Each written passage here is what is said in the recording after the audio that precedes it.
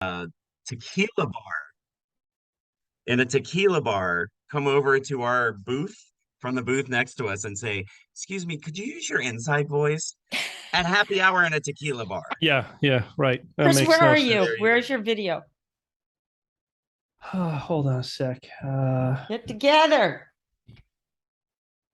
Yeah, you would not believe today's day. Like, holy shit. It's like every day for you. Oh my Yeah. God. Hey, There I'm we halfway go. through your book, Jonah. I'm reading it voraciously. The new one? Yeah, Oh, I good. cannot, the strangest of places, I cannot put Yeah. it down. It explains a lot Uh, of the questions I was going to ask you. all right, good. Good, good. It's so fun. You were a hellion, man. Thank God that I didn't have a child like that. Nice. But look at what hellions turn into, you know? Yeah, exactly. Poor parents, heart attacks, acid No question. reflux. Feel free to tell that to my mom. She would love to hear that. Hey, nice headband, Elizabeth. Hey, It's good. my whole 60s vibe It's is very on. groovy. This Yeah. whole scene is Awesome. So, Jonah, we want to have All fun. right. Don't be all okay. serious, okay? Yeah. I promise. Jeez, loosen up. Yeah. Cool. There he is. Good. Okay. Let's see. We have an intro. Okay, perfect. And then Do you have any questions, Jonah? No, not at all. Hey, Jonah, if Chris starts taking over the conversation and talking over me like he usually does, and just like Just takes interrupt. on, that's better. there That's you better. go. Okay. Love it. You just stop him and then you kind of control things and bring it back to me. You got it. Don't do that, Jonah. That's why our podcast is so successful. Okay. Sure, that's the So- reason. Exactly. All right, let's have some fun. This will be good. Cool. And I'm in this apartment in Massachusetts, where I work, and they're doing like construction next door. So hopefully we don't pick up the pounding and things like that. So Okay. anyways, is what it is. All right, Elizabeth, you ready? Yep. You sure? I was born ready, dude. I There it like it. is. I like it. Okay, 1, 2, 3. Hello, everyone. This is Chris and Lizzo. We are a brother-sister team. On behalf of the Charcot Marie Tooth Association, aka CMTA, we are coming at you. Coming at you from coast to coast. I live in California and Chris is in Vermont. And this is another cool and far out episode of our Unreal podcast named what, Lizzo? CMT for me. That's CMT, right. The number 4, me. That is right, folks. CMT for me, a groovy podcast dedicated to those with CMT, giving them a voice in the community to share their stories, good or bad, successes, challenges, and much, much more. We have a lot of fun, don't we, Lizzo? Isn't this great? Yeah. And this podcast is a gas. Can you dig it? Why are you pulling all these words out of the 60s and 70s? You're just being weird. I'm like thrown off. I can't even focus. Hey, sis, listen, don't come unglued, all right? No need to flip your wig, girl. Just mellow out, sister. Peace. Right on. Okay, I'll just try to hang loose. Just trying to dig this vibe, man. All right. As usual, you are now being very weird, but I will pose a question. What do you think when I say Jerry Garcia? Oh, yeah, that's a Ben and Jerry's ice cream flavor. No, that's Cherry Garcia. Yeah, Cherry Garcia. Shoot. Oh, is that named after Jerry? Who's that? Jerry Garcia from the Grateful Dead. I guess, right, Lizzo? You were never a deadhead then. A what head? A deadhead. I don't know what that means. Oh my God, listeners. A dead head? Like she a is head hopeless. That's dead? A hopeless case. One more try. Name this Name this band, Lizzo. Trucking, got my chips cashed in, keep trucking like the doodah man. Grateful Dead? That is correct, but just hold on, folks. And this is for Mark. Lizzo, you were to say Coldplay. It's right there, but you nailed the right answer. So you messed that whole thing up. I don't want to look so stupid. So, hey, Mark, know that. Get ready to rewind here. Right after I did keep trucking like the doodah man.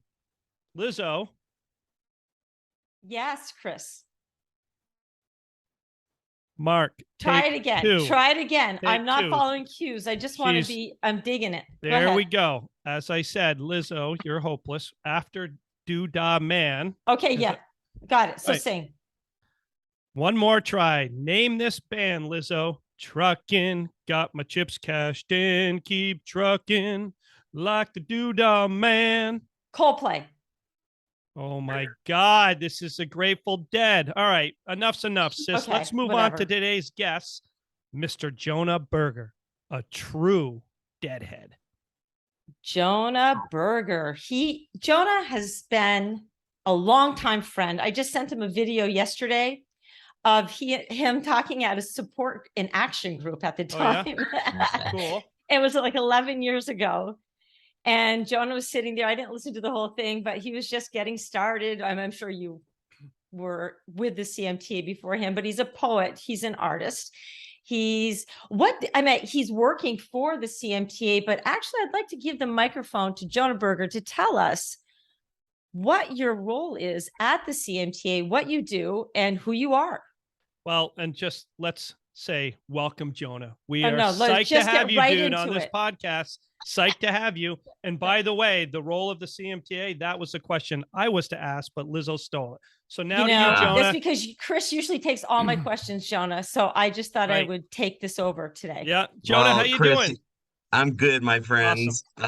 Chris, you can trust that I am well versed in the ways of dealing with Elizabeth and her interjections and her just kind of scripting in the moment. And so I have about 20 to 25 years of experience around that. So we're going to be just fine. That's great. That's great. Well, that's what makes it interesting. She's awesome. So. I am indeed a deadhead. I am a proud deadhead. I saw one Grateful Dead show, and it was the seventh show before Jerry Garcia died. So I caught it at the very, very end, but it's a day that changed my life and my taste in music and got me started on a path that continues to this day. That's cool. Very cool. I've never seen the Dead. Never had a chance to do it. So they were an experience. Bob Dylan opened up for them that day. It was a pretty cool day. That's great. That's awesome. So go ahead. Yeah. No, I was just going to say my role at the CMTA, my official title is the National Youth Programs Manager. And so to boil that down into human talk, I run the youth program and am responsible for working side by side with the team and with the leadership of the youth to come up with programming and offerings for the youth, connecting the youth throughout the year, and then the big shiny diamond at the top of the mountain, Camp Footprint, every year. That's cool. And how long have you been with the CMTA? That is an interesting question. I don't know the exact date, but I'm going to estimate. And Elizabeth, you'll have to see if I'm doing it accurately. I've been full time now for about 2.5 years, going on 3. Okay. I have been part time for 7 years, 7.5 years, and I have been volunteering or a part of the organization for, again, upwards of probably 20 to 25 years. I don't know, Jonah, between you and Gina, I'm like, I've been at the CMTA for 20 years. And she's like, oh, I've been longer. And you're like 25 years. I think you guys are exaggerating, both of you. What the hell? Everyone was here before me. Yeah, right, well, right. no, I don't think I was here before you. So then I'm going to change my answer to 19.5 Thank years. you. Thank I you. That's like that. much better. You're so much easier than Gina is. Well, that's an easy statement. So good point there. So Jonah, how did you stumble upon the CMTA? Was it you heard about a support group? Yeah, Elizabeth, as Lizzo says, literally. Fun. I remember the very day I went to a patient family conference in Washington, D.C., and my mom had signed us up to go, and I went with her, and I met Gina Sweeney that very day. That was my first kind of true introduction to someone official with the CMTA. And Jonah, I was there that day. I just want to tell you. Yeah, I'm aware you were there, okay. but I'm getting there, Elizabeth. So I met Gina when I first arrived, at 9 a.m. in the morning. She was the first one I Of met. course she By the was. end of the day, I Mhm. had also met Elizabeth, who also blew my mind. Did I get it right? And Am keep I in on mind, script? Lizzo doesn't get up at 9, so you probably met her late afternoon, 3 or 4. As probably thousands of people out there could easily agree with me, Gina's enthusiasm and passion for the mission was infectious. And Mhm. by the end of that day, yeah, I had met many people through the organization that just impressed me with their grounded nature in what they were up to and the fact that they weren't afraid to have fun and laugh while they were doing it. I caught that day one. And I would say that from then on, it was just, trying to volunteer or help in any way that I could. And the rest kind of took over organically. Yeah, that is cool. And I always think it's good for our listeners to know. So you can just tell us what type of CMT you have and some indications of your existing systems or existing symptoms and whether those have progressed over the years or where you were 10 years ago. Tell us a little bit about that history. I have CMT1X, as does my mother, as did my grandmother, as two of my aunts, and three total out of nine cousins on that side of the family. I have two kids now. I have a 3-year-old daughter who does have it. I have a 3-month-old son who does not. We know this because with CMT1X for men, such as myself, every daughter I have, I'll have given my X chromosome, therefore she will have it. Every son I have, I'll have given my Y, and he will not have it. So we didn't know what we were having both times, but when they showed themselves to us, we knew right away if they would or would not have CMT. I would say that my overall affect is pretty balanced. I'm quite an active person. I bike a ton. I've done a lot of hiking and crazy things physically in my day. I would say that I am noticing in the last few years, especially in the last year to 2 years, that I'm having more trouble with balance than I did before. And as Dr. Shai explains it to me, that is not necessarily at my age the progression of CMT Hmm. as much as it is CMT working with an ever-aging body. So the same level, you kind of plateau at a certain point in my case, but as I get older, that same level will appear to be more severe because I'm getting older. So, Hmm. Jonah, I was reading your book, The Strangest of Places. Is that the whole title? The strangest of places, which is a Grateful Dead quote. Oh, it Once is. in a That's while, awesome. once in a while, you get shown the light in the strangest of Man, places if I you am look at it just right. reading that and just devouring it. I've learned a couple things about Jonah Chris. He was traumatized at a young age by a very mean teacher who brought vegetables in every morning and cut them up. And so he never eats healthy. I mean, he's never even eaten celery. Okay. So I was just like, oh my gosh, He sounds Celery never. is like our the friend enemy. Tim. He sounds like our friend Tim Williams, who doesn't eat any That's vegetables, right. right? Anything green. And then Yeah. I also learned that he was quite the he was a handful, running around, but he was a handful, let's just say that, but it's fun reading his stories, and he loves nature and he's out camping, but you never mentioned CMT in this book. I'm halfway through. You haven't mentioned it yet. All I know is your father's chasing after you, you jumping in your room, locking the door, Oh, he's yeah. grabbing your foot.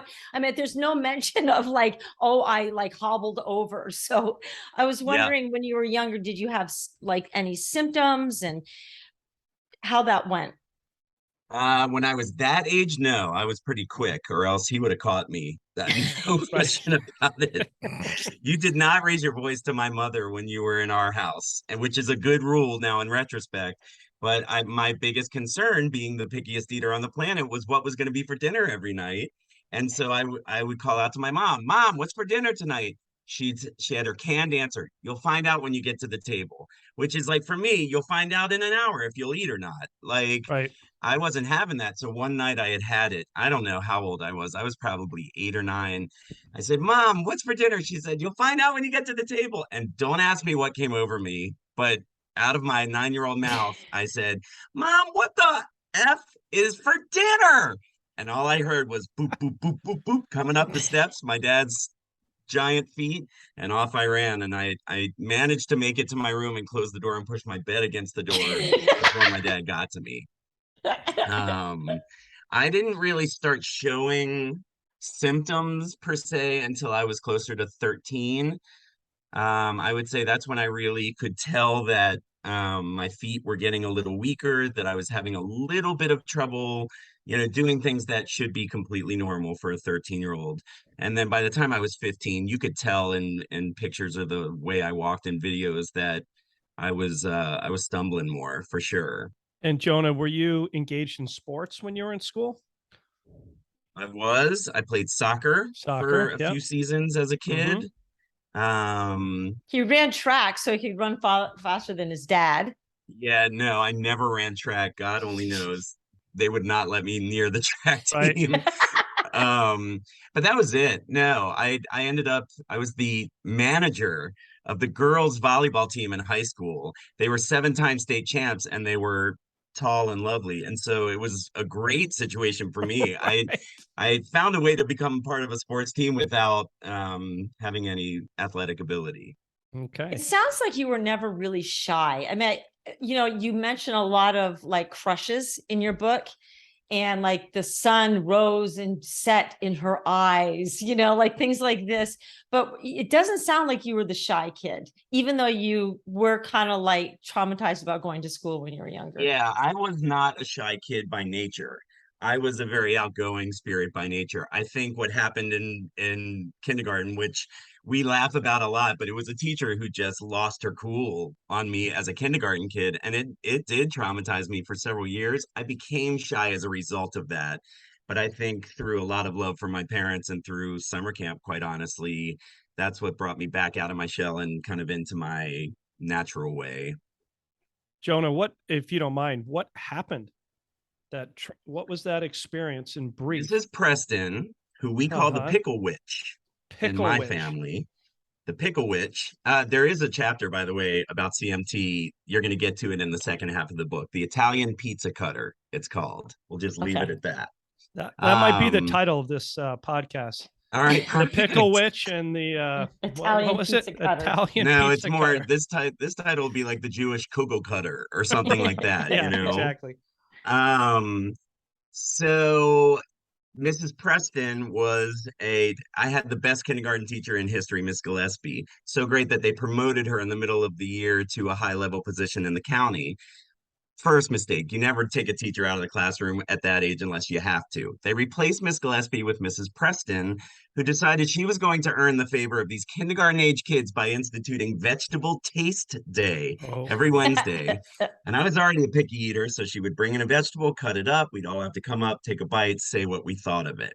I was having nothing to do with Vegetable Taste Day, and it all came to a head on Pickle Day. Oh And she boy. brought in a pickle, cut it up. We came up to try it. She said, Jonah, will you come up and try? I said, no, no way. She said, Jonah, come up and try. I said, no. And then evidently, I don't remember her screaming, but the room mother told my mom she just lost her cool and started screaming at me. I went under a table and grabbed the table legs. Mrs. Sullivan, Annie Sullivan's mom, the room mom, went to the office, called my mom and said, you better get down here. And they peeled me off my mom kicking and screaming every day for the rest of kindergarten, first, second, and part of third grade. Wow. So that went on That's for tough. quite a while. Yeah, Yeah, it was a tough. very traumatic pickle incident. How did these experiences of early life help you? Because you've always been interested in helping kids with differences, with different abilities.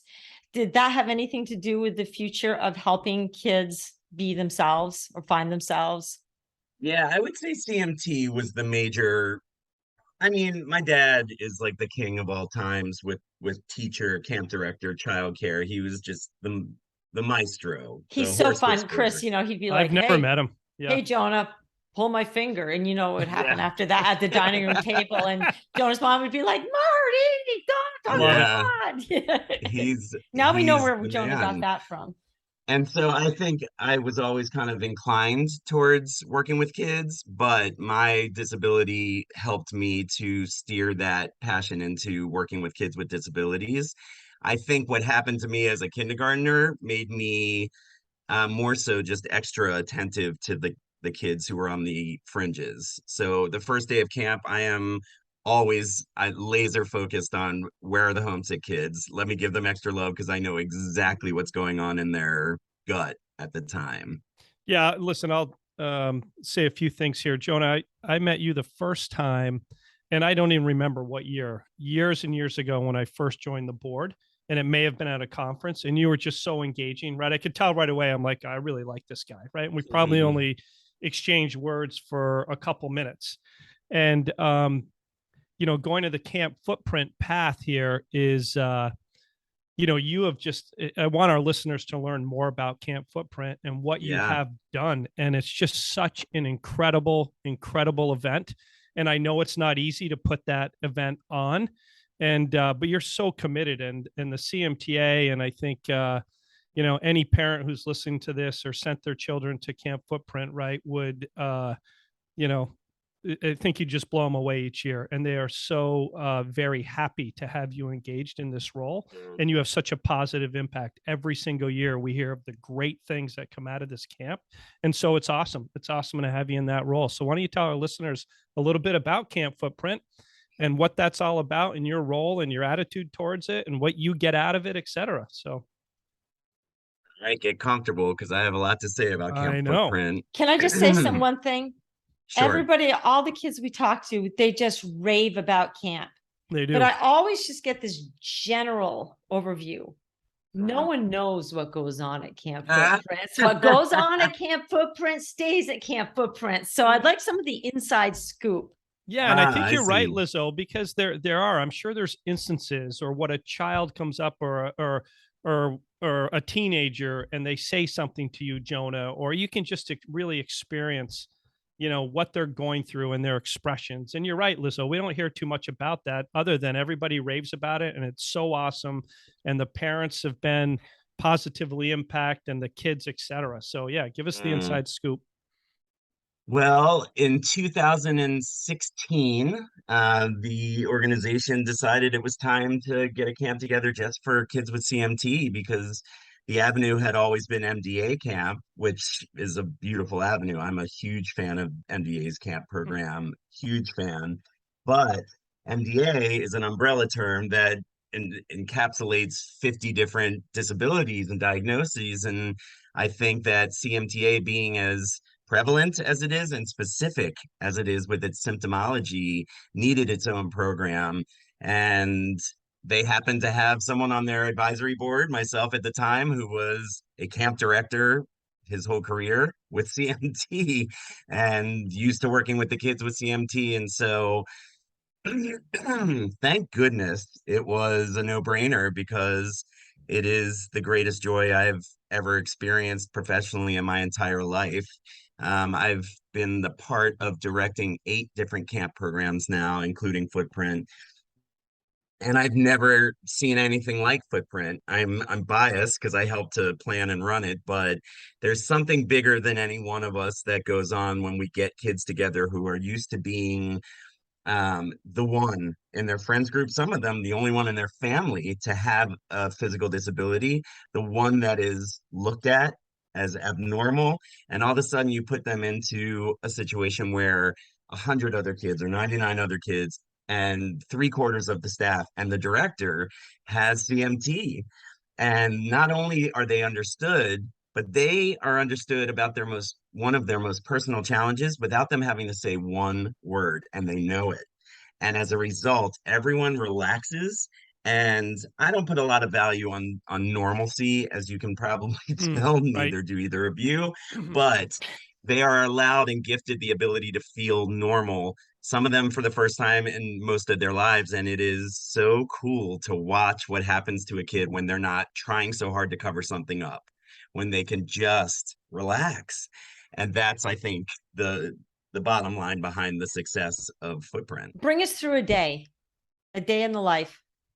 So I start my day by just grabbing my radio and saying, Gina, you're wrong. And, that way we get it out there. Whatever she's saying to me on the radio first thing in the morning, we can just be very clear, whatever it is. So you You're don't wrong, brush I'm right. so you don't brush your teeth. So now, You get up, we go to this was actually the first year of Footprint, 2016, on the first full day when the kids were there, the first morning. I got up, I grabbed my braces with my right hand, my shoes with my left hand. I come out and I sit down on the couch in the common area of the boys' cabin. And I start doing my morning routine of 5 minutes of getting my legs strapped on. And at one point, I turn my head to the right, and there's two little boys sitting next to me on the couch putting their leg braces on. Yeah. And it was the first time in my 43-year-old life at the time where I had company, and I had company that got it. And it was really a pretty incredible moment. We have breakfast. We do chair dancing every morning after breakfast, which is our way of exercising without having to have balance be a part of it. So everyone sits in chairs. Bridget, our unbelievable director of greatness, is leading it. She's a dance instructor and so many other things, but brought chair dancing to the kids, and it is one of everyone's favorite parts of the That's day. great. We just rock out and get our hearts pumping, and no one has to worry about tripping or falling. So I love it. You I know, adore Jonah, it. when you were doing virtual camp, Johan, my son, Chris's nephew, Yep, my Johan, friend. Johan. Anyway, he was being a counselor, and he's not demonstrative dancing, he's pretty conservative.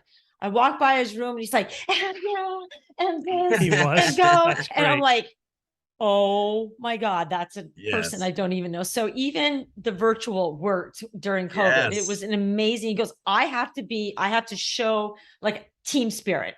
And that's what Yes. Jonah really values. So go ahead. After the chair I dancing, love what do it. you do? After dancing, we go to activities in the morning.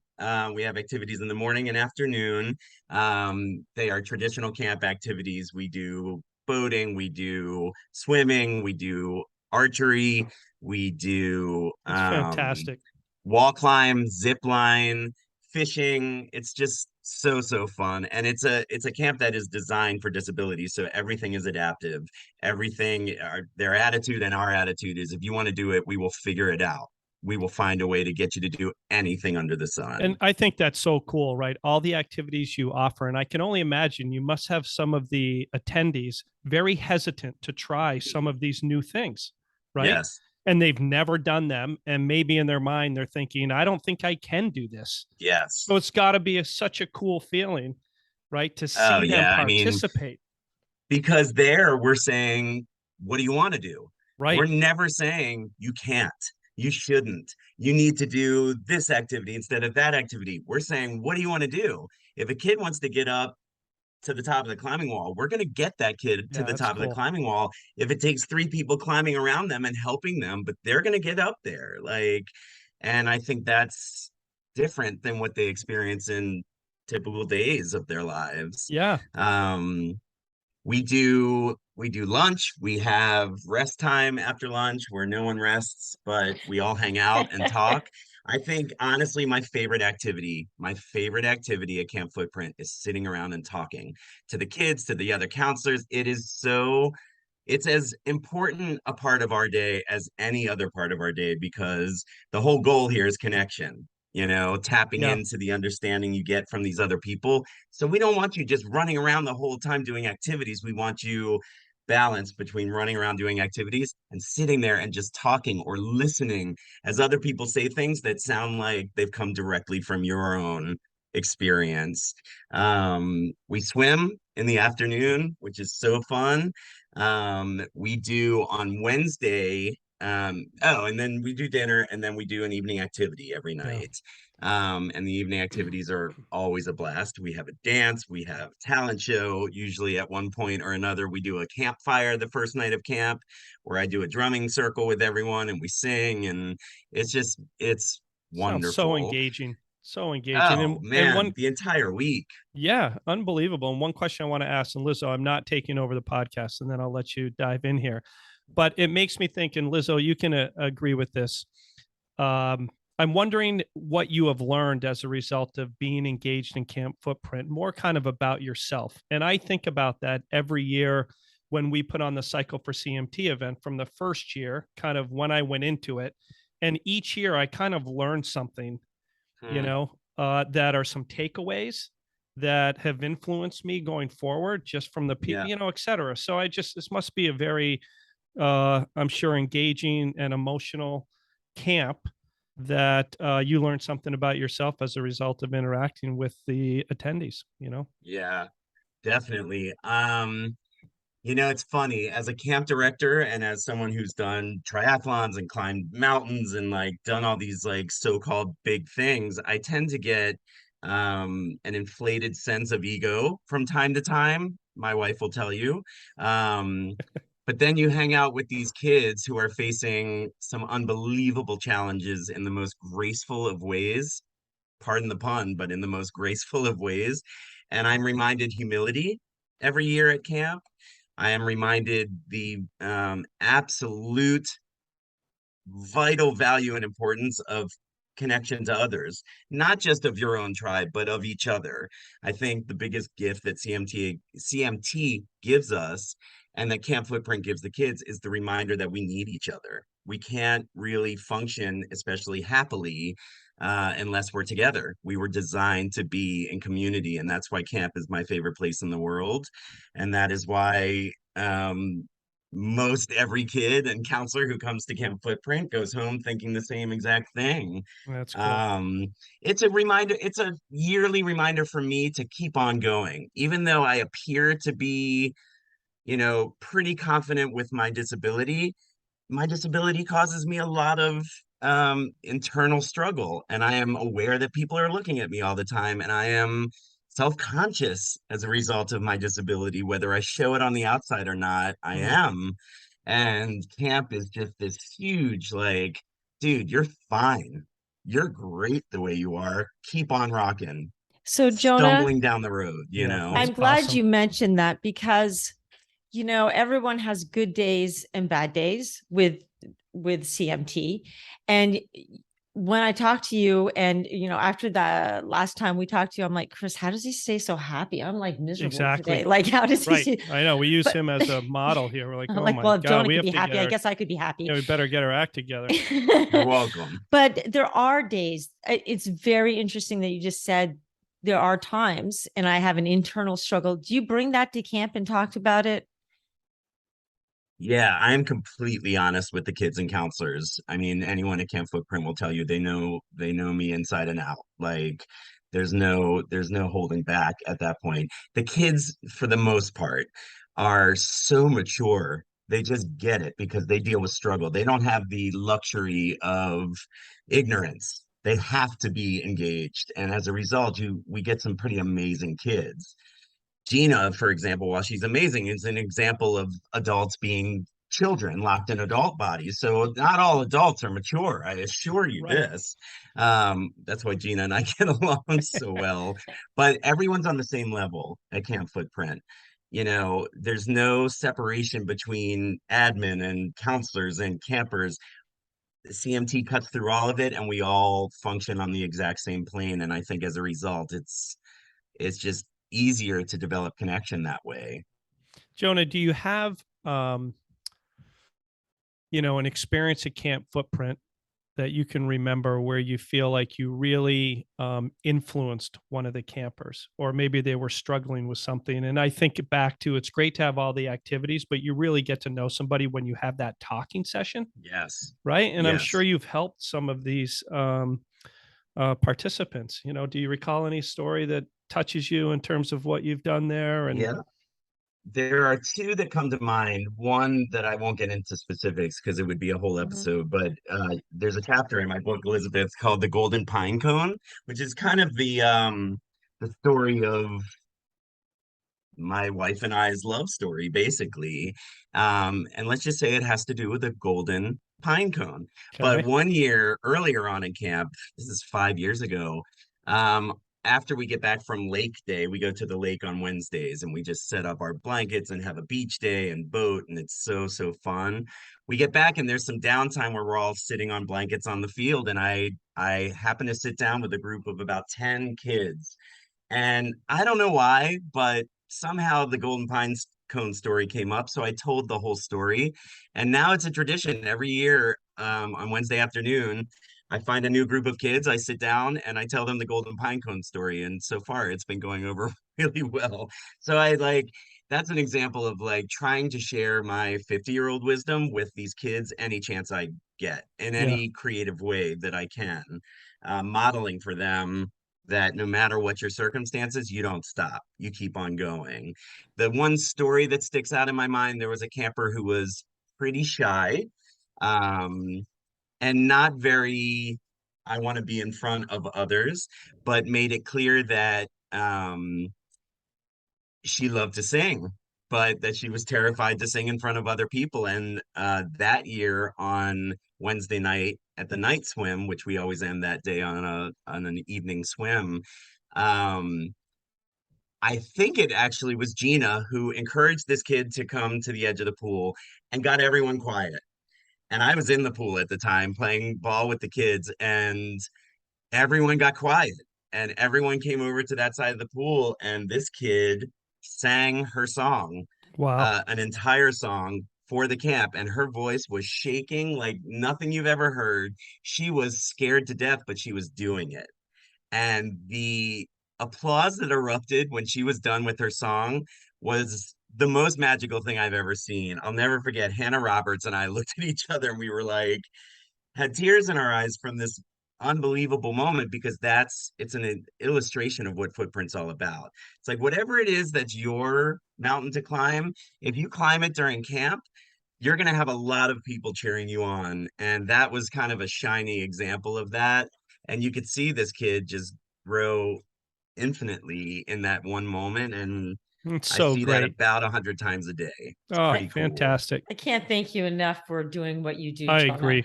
I just can't thank you enough. You know, I was skeptical at first of camp when the idea came up, and I've told you that Mm, many times. And throughout the years, the feedback has been phenomenal. And even on this podcast, we've had kids that have gone through camp, and it's yeah. the best thing that they've ever done in their lives. It's Mhm. changing their lives. So what happens? So tell me, we have Camp Footprint, but we have other youth programs. So I get confused about youth council and Compass, and like, what are we doing at the CMTA with all these programs? So my kind of focus in the first few years was to establish infrastructure within the youth program. That was the first big step to that was the youth council. Um, the youth council and a lot of the idea for the youth program came from one of the youth council members who's about to age out of it in 3 weeks. But Erin Black, she came to me one Good old day Aaron. and yeah, she said, the youth at the CMTA don't have enough of a voice. We don't have a seat at the table. And I said, that's something that ought to be fixed and is fixable, because I knew that the adults of the CMTA were heart-filled. Like you just have to push. And so we did. And the youth council is a group of kids who show themselves to be organized, passionate, dynamic, natural leaders. We gather them, we use them as kind of a youth board of directors to bounce ideas off of, develop fundraisers, develop programming. A lot of my ideas throughout the year, I'll bounce off of them because they are the ones representing the very kids who are going to be benefiting, hopefully, from those ideas. I get a lot of my ideas from the youth council, and then I go run with them as things I institute into the youth program. So it's an invaluable group of kids. We meet once a month. They are on committees. They have a fundraising committee, a special projects committee, and social media committee.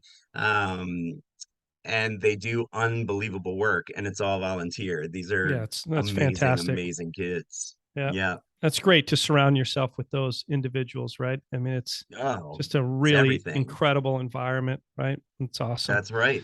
So, And Jonah, can we go yeah, ahead, I Lizzo? just wanted to get back. I just wanted you to say a word or two about Compass. I keep hearing that Katerina, we've both What written is it? for her blog, and it's called Compass. Compass. Navigating the world of CMT or life with CMT with other young adults Okay, so is literally is Compass. Okay, Compass. So yeah. what are Compass the is age groups for that? So Compass is our newest program, from 19 to 29 or 30 years old. So 19 Okay. to 30. The youth program is primarily for 10 to 18-year-olds. Okay. And so what my and a lot of the admin team at the CMTA's vision is, we've been talking about it by way of like, eventually, I believe the CMTA should be supporting someone from birth to death and everything in between. And we do a ton of that already, but there are some holes in our system just from it hasn't been done yet. So Mm. we're filling those in. I have a lot of ideas. They're going to have to be futuristic, but for the whole infant, toddler, young kids phases, and we connect the parents as an organization, but there's just even more that I would love to develop around that. And then once a kid is 10, they can come to Camp Footprint. They're involved in programming from the youth program. When they turn 18, 19, that's when they start evolving into being young adults and applying for colleges and needing That's to keep great. accommodations in mind, and dating and sexuality and all Yeah. of these Whew. things, that we decided that was the next step in the process. So we created Compass. It is a monthly meeting online, to start with, that covers a different topic each month. They've done a month on symptoms and what you use to help you. They've they've got a list of unbelievable topics, including accommodations at college, including dating and sexuality. Who better to talk to than other young adults in your position? And the young adults especially are a group that were overlooked, because I think to the branch system that we have developed over many years is tends to run older adults. Mhm. And so Right. younger adults don't often flock to that model. It's not their jam. And so we wanted to create a jam that was just for them. And my huge belief is that I can help to plan it, but I don't run it. I got Julia Barron, who was on your show, and Right. Katarina Ballsmith. They are two young adults with CMT who are running this program with my support and help.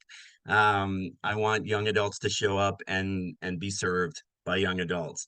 The youth movement kind of slogan is youth empowering youth, not a 50-year-old empowering youth. It's youth empowering youth. Thank you, Jonah. So, and Yeah, Jonah, if we have thank you. a listener new to the podcast with CMT, a youth, et cetera, how would they go about learning more about these opportunities to participate in these programs? Would they reach directly out to you? Do they go to the website? What's the information you can share with the listeners? They can do one or the other is what they can do. So my information, I'm hoping Yeah, you'll spread it far and wide, but is Totally. Jonah at cmtausa.org. People can contact me any time of day. you're The awesome. best way to get all the information under the sun in one place is our website, which is Okay. cmtausa.org. And then at the top, there's 5 tabs, and one of those tabs is called Get Involved. And under Get Involved, there's information on the walk, on the cycle, and all those things. But there's the Camp Footprint page is under Get Involved. The youth program page is under Get Involved. The Compass program is under there. So anybody who's wanting to kind of tap into it, that's your one-stop shop is Fantastic. our So, website. Jonah, I want to stop this talk about the youth. Enough with the youth. Now, I want to talk Okay, about you. sure. I want to talk about you. So, you're Mhm. married. I am. How long have you been married? 6 years, 6 years. a month ago. 6 years. Okay. Well, congratulations. And you Thank have you. 2 children. You have a boy and a girl.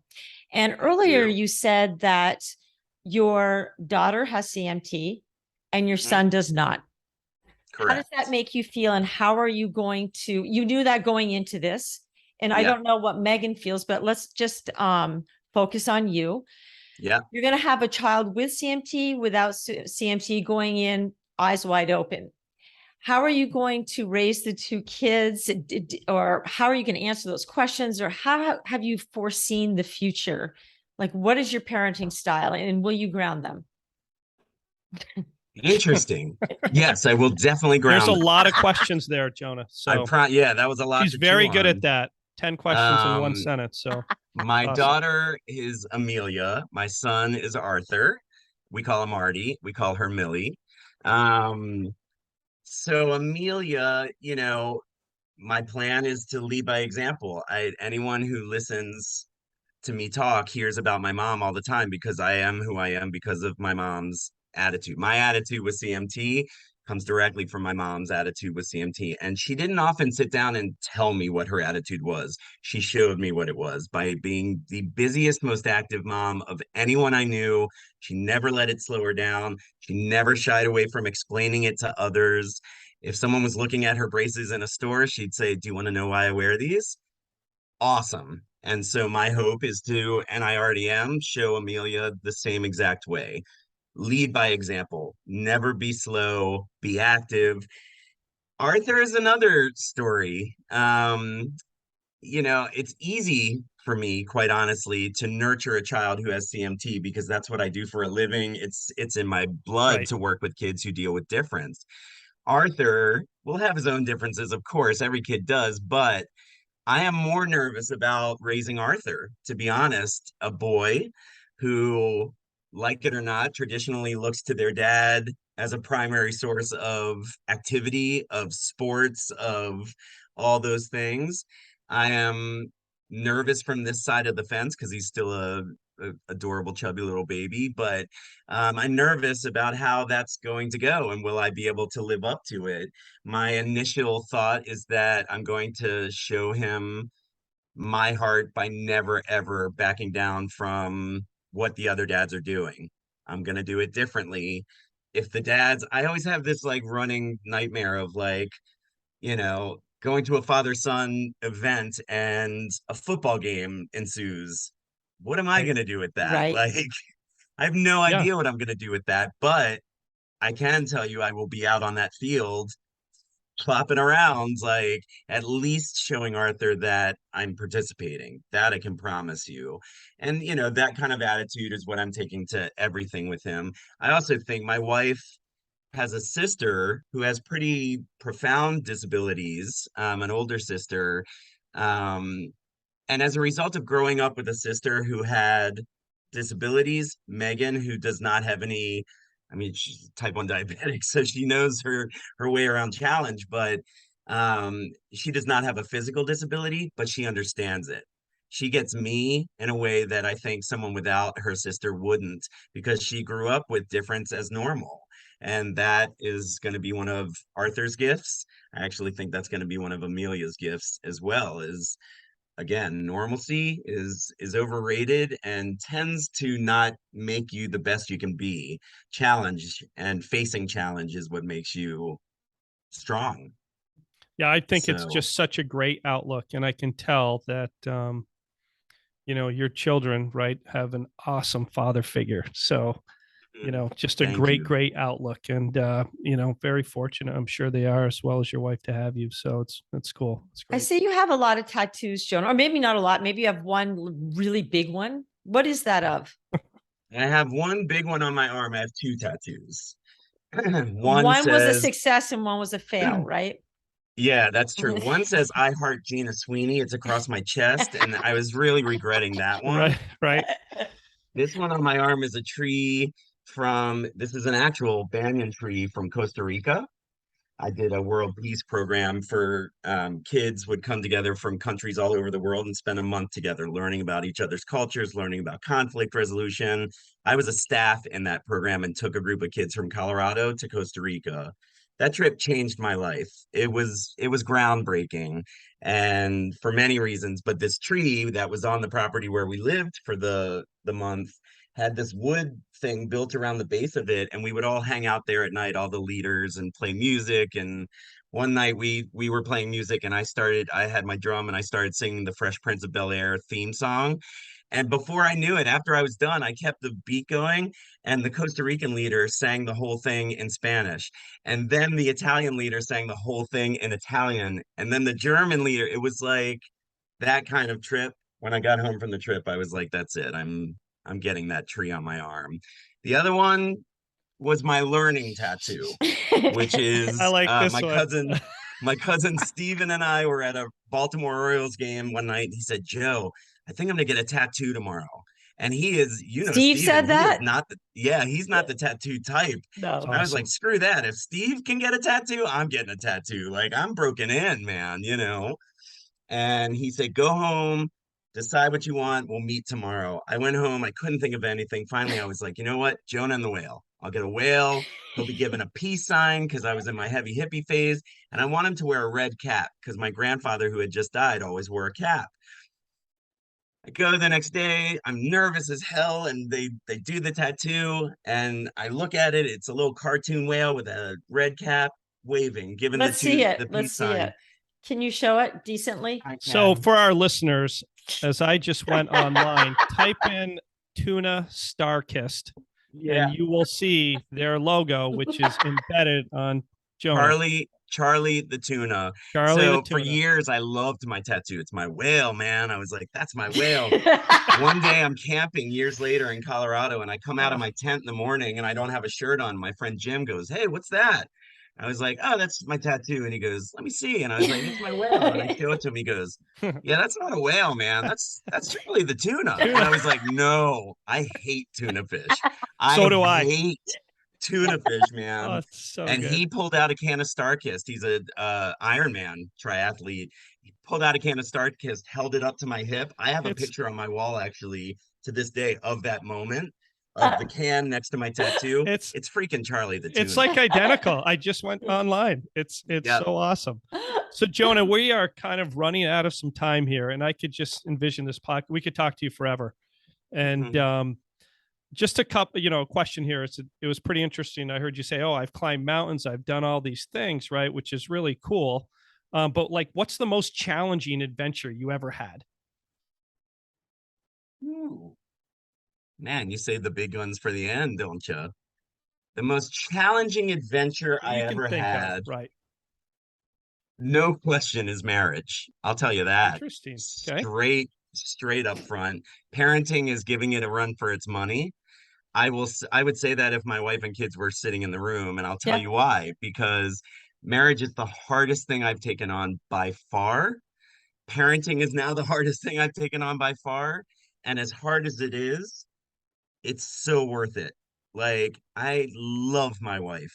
She is such a pain in my butt, and I am to her, but I love her because we face our challenges together. We work every day through the challenge of marriage. And as a result, in those golden moments, I look at her and I'm like, thank God this pain in the butt is my pain in the butt. You know what I mean? Fantastic. It sounds as if you're both pretty stubborn. Oh my She God. My holds her sister, own. I like, like that. She holds her own, right? exactly. My sister reminds me every time I call my sister, who's an amazing therapist, I say, Megan's driving me crazy. She goes, she would have to hold her own with you. You would Right. have to find someone equally as stubborn. Anyone else, you would have rolled right over them. And she's right. God help me, but she's right.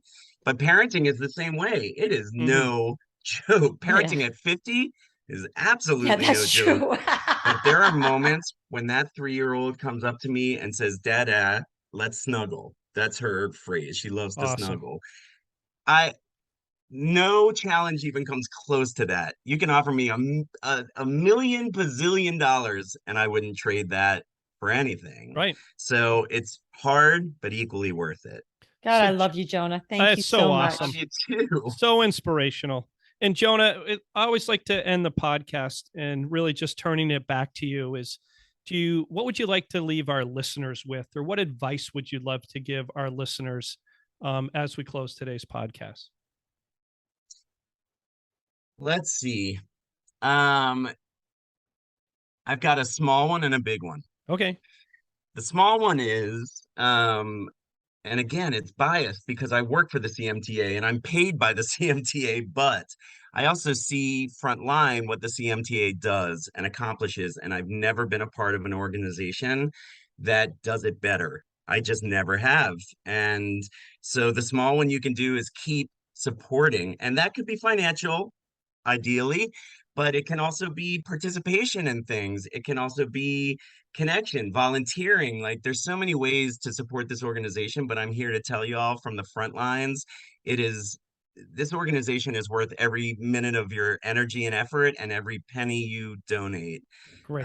It's beautiful because not every organization I've worked for I could say that about, but I can about the CMTA. And then I guess the bigger one that I would say that comes directly from my exposure to the youth of the CMTA and to my work is don't ever believe that the world is a bad place. Yes, the world is going through a lot of issues, and we have a world of work to do on our culture and on the way we prioritize and treat each other. But same thing from the front lines, if you are lucky enough to do the work that I do, you see this side of humanity, this beauty, this strength, man, that same thing as I said about parenting and marriage. We have a lot of challenges on our plate as a community, as a larger world community, but it's worth the effort. You got to keep doing the work because the golden moments are still very much alive, and there's nothing but hope in the future as long as you're willing to stay focused on it. That's a great message. That A is great a great message. message. Thank you. Really, really awesome. Jonah, it was so much fun having you on this podcast, man. You're a great, great person. I can't say that enough. Jonah needs to go to the cycle for CMT in Vermont. Well, next you year. did pick that up, Yes. Lizzo, right? When we heard that he biked, I'm like, Yeah, never okay. seen him in Vermont. Yeah. Here we Next go. year is our year. We You're say the that every 10th year, but annual. next year is our year. All right. Okay. So, hey, Lizzo, if someone wants to learn more about CMT and or to donate to our cause, where should they go? Well, obviously, CMTAUSA.org. And there is so much information on this website. And Jonas just told us where to go to hear about youth. You got it. Really, folks, go to the site, save this as a bookmark, and there is lots of information. You know what, Lizzo? What? Jonah commented on this a little bit, but it does. It takes a lot of money to fund research in order to find a cure for CMT. So if someone was so inclined to donate to our cause generously, please go to CMTAUSA.org. And to our listeners, do you have a good story? Would you like to tell your story on our CMT for Me podcast? Write to us, cmtformepodcast@gmail.com. Pitch your idea and we'll get back to you. We'd love to hear from you. And Lizzo, how would someone write a review of our podcast? Well, Where do they go? Believe Apple Podcasts has a place for reviews. So we would love to get some more reviews on there. Definitely need those. And why do you think it's important for people to write a review in the first place? Right. It encourages other people to listen to our podcast. It's great for marketing and getting the word out about CMT. Let's spread awareness. Easy way to do it. You got it. That's right, Lizzo. So listen, dude, I got to split. Yeah, I got to bail too. So great chilling with both of you. Peace out. Yeah, man. Peace out. Hey, thanks, Later. Jonah. Love you guys. All right. Don't forget to hit stop recording. What I think is funny is that it didn't even